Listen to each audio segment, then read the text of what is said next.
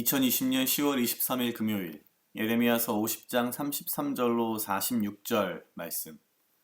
나 만군의 여호와가 이같이 말하노라. 이스라엘 자손과 유다 자손이 함께 학대를 받는도다. 그들을 사로잡은 자는 다 그들을 엄히 지켜 놓아주지 아니하거니와 그들의 구속자는 강하니 그 이름은 만군의 여호와라. 결코 그들의 원을 펴서 그 땅에 평안함을 주고 바벨론 거민으로 불안케 하리라. 나 여호와가 말하노라.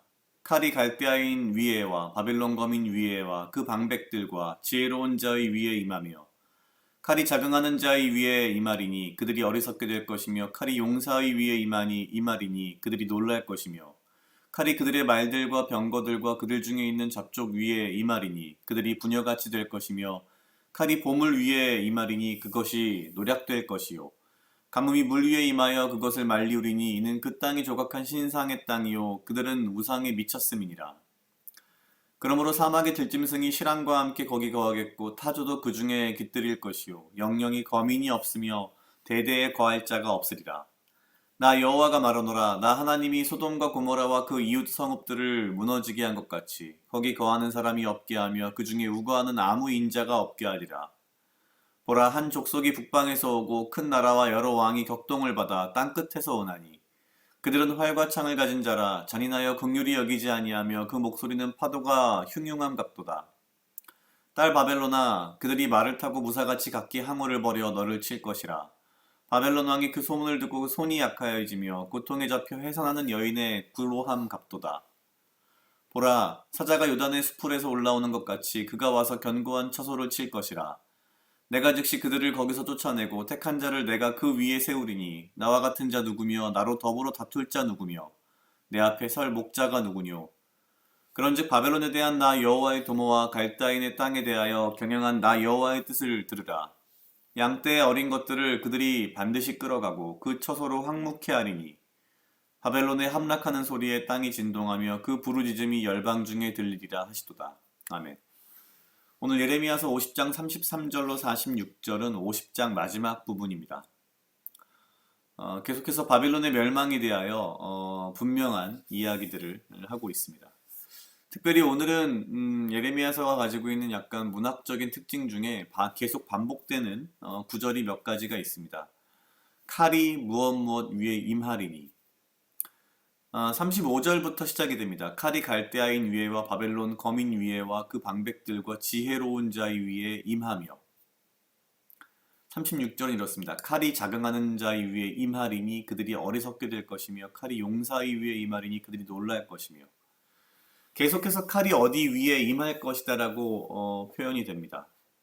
칼이 임하는 그 위에 임하는 것들의 대상은 바벨론 그 자체와 그 바벨론에 의지하는 자들 그리고 바벨론이 내세우는 바벨론의 어떤 강력함, 바벨론의 뭔가 대단함을 상징하는 것들이 하나씩 하나씩 등장합니다.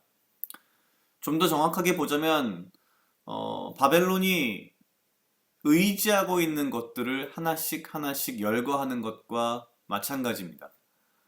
바벨론 거민, 갈대아인 말고 바로 다음에 등장하는 지혜로운 자의 위에 임하며 결국 인간의 지혜, 인간의 어떤 뛰어난 생각, 인간의 능력 이것들이 전부 다 하나님의 칼 앞에서는 아무것도 아니다라는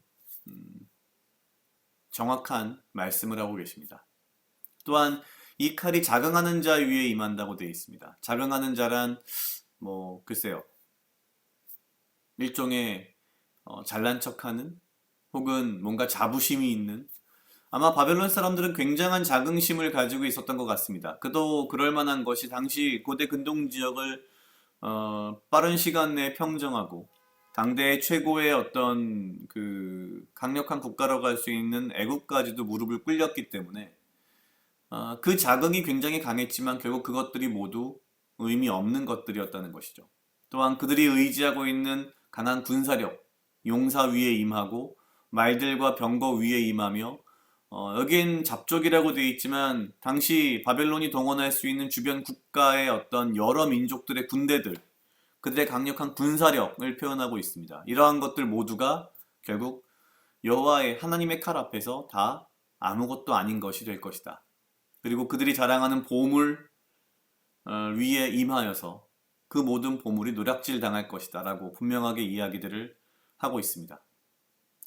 그러면서 38절엔 가뭄이 물 위에 임하여라고 되어 있지만 이 가뭄이란 단어가 당시 이 문학적인 히브리어 특성상 가뭄이란 말과 칼이란 말이 거의 뭐랄까요? 음운이 비슷하다고 합니다. 그래서 이걸 칼로 해석하기도 하는데요. 어쨌거나 물 위에 임해서 말리운다. 당시 고대 근동 지역의 물은 생명의 원천이며 어찌 보면은 힘의 상징이기도 하고 얼마나 많은 우물과 얼마나 많은 깨끗한 물을 가지고 있느냐가 중요했던 시기였기 때문에 결국 이 물이라고 하는 것은 당시 한 지역, 한 국가와 사회의 어떤 존망을 의미하는 것일 수 있습니다. 이렇게 되는 여러 가지 이유들 중에 하나가 38절 후반부에 분명히 표현되어 있습니다. 그 땅이 조각한 신상의 땅이요 그들은 우상에 미쳤음이니라. 우상에 미친 바빌론, 그리고 그들이 자부하는 그들의 힘의 상징이며 그들의 힘의 원천인 그 모든 것들, 군사력과 보물과 인간의 지혜와 그들의 자부심은 모두 하나님의 칼 앞에서 아무것도 아닌 것이 될 거라고 분명하게 이야기를 합니다. 이 모든 것들 이전에 34절에 이렇게 이야기합니다. 그들의 구속자는 강하니 그 이름은 만군의 여호와라. 사실 구속자라는 말을 굉장히 많이 들어서 그냥 그런 뜻이다라고 생각을 하고 있었는데 가만히 이렇게 보다 보니까 우리가 구속이라는 말을 사실 신약에서 많이 본 것 같은데 구약에 등장하니까 상당히 좀 새로웠고요. 그래서 정확한 의미가 무언가 하고 봤더니 이렇게 되어 있습니다. 구속자라고 하는 이 단어는 당시 그 이스라엘 히브리의 일종의 법정 용어인데 친척을 살해한 자를 대신해서 보복해주는 사람을 구속자라고 했답니다. 이렇게 함으로써 친지를 보호하고 그 친지의 자유를 확보해주며 재산을 지켜주기도 하는 사람. 결국 하나님께서는 이스라엘 백성의 구속자가 되시어서 대신 갚아주시고 대신 바벨론에 대해서 보복해주시며 이 이스라엘 민족의 어떤 생명과 자유와 재산을 지켜준다라는 약속을 하신 거죠. 결론적으로 오늘의 33절부터 시작되는 이 말씀은 이스라엘 민족에 대한 약속의 말씀이며 또한 하나님께서 이스라엘을 대신하여서 바벨론에게 어떻게 복수를 해줄 것인가에 대한 이야기들을 하고 계시는 겁니다. 이스라엘 입장에서는 굉장히 감사하고 고마운 일이지만 첫 번째는 이스라엘이 무언가를 잘해서 이스라엘이 그런 대우접을 받을 만해서는 아닌 것 같고요. 하나님께서 이스라엘 민족을 얼마나 사랑하시는지에 대한 그리고 이건 전적인 은혜라고 하는 부분이 한 가지가 있고요. 또 한 가지는 당대 바벨론이 하나님의 어떤 도구로서 역사에 사용이 되었지만 그들이 우리가 어제 봤던 것처럼 교만하였고 또한 하나님이 아닌 다른 우상, 조각한 신상에 미쳐 있었던 사람들이었으며 그들이 하나님 앞에 교만하여 그들의 군사력, 그들의 어떤 강력한 힘과 재력, 보물이라든지 이런 것들 그들의 가진 어떤 인간적인 지혜로움에 사로잡혀서 하나님 앞에서 교만한, 하나님 앞에서 자신들을 더 높인 그러한 죄를 지었다는 것을 알 수 있었습니다. 과연 내가 오늘 이 하루를 살아가는 데 있어서 행여나 하나님 앞에서 교만한 부분이 무엇일까? 하나님 앞에서 내가 행여나 내세우는 나의 자긍심은 무엇일까? 행여나 내가 하나님보다 더 지혜롭다라고 착각하고 있는 부분은 무엇일까? 혹은 내가 굉장히 이 세상에서 강력하다라고 나의 힘이라고 생각하는 나의 권력이라고 생각하는 것은 무엇인가? 그런 착각 속에서 혹시 내가 살고 있지는 않은가라는 자기 반성 그리고 뭔가 내가 조금 더 내 자신을 낮추고 주님 앞에서 겸손한 마음으로 주님이 나의 구속자이시다라는 믿음으로 오직 주님만을 바라보며 주님의 은혜에 감사하며 이 하루를 또한 살아야겠다라는 생각을 했습니다. 각자 약 2분 정도 묵상하시겠습니다.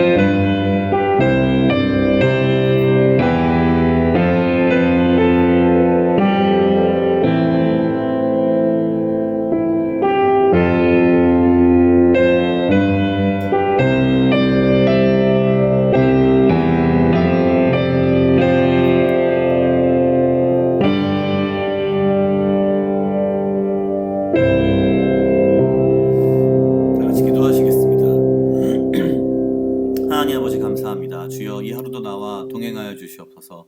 주님 나로 하여금 사랑하게 하시옵소서. 아버지여 나를 헤아려 하는 그 어떠한 무리들로부터 나를 지키고 보호하여 주시며 내가 오직 주님 주시는 지혜와 명철로 이 하루를 살아가고 나에게 필요한 건강과 육체적 강건함을 허락하여 주시옵소서. 주님 내가 행여나 하나님이 아닌 다른 것에 의지하며 하나님이 아닌 다른 것들을 내가 자랑하며 하나님이 아닌 다른 것들에 미쳐 있어서 주를 믿는다 하지만 실상 주를 믿지 않는 삶을 살지 않도록 하시고 오직 주 앞에 엎드려지며 나의 구속자 되신 주님을 믿고 의지하며 따르며 주님의 전적인 은혜 가운데에 이를 감사하며 살아가는 하루하루를 살아갈 수 있도록 주여 인도하여 주시옵소서. 감사합니다. 이 모든 말씀 예수님 이름으로 기도드렸습니다. 아멘.